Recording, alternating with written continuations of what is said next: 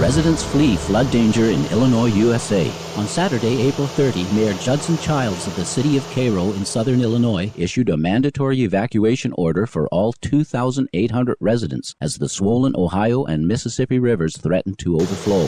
The rising waters, which are the highest in nearly 75 years, resulted from days of rain coupled with quickly melting snow from heavy winter storms. In a plan intended to ease the threat of flooding for Cairo and immediate surrounding areas, the U.S. Army Corps dispatched barges in the Missouri side of the Mississippi River to bring down a levee. However, Missouri State Attorney General Koster asked the U.S. Supreme Court to block this action, saying that it would destroy an estimated 200 people's homes and potentially ruin the crops of over 130,000 acres of farmland in neighboring Missouri State. Army Corps representatives, meanwhile, have said they will wait as long as possible to see if the waters begin to recede before taking action. Our appreciation, U.S. officials and personnel working to ensure the safety of the region's storm-stricken people. Let us join in minimizing such potential disasters through our kinder, restorative stewardship of the ecosphere.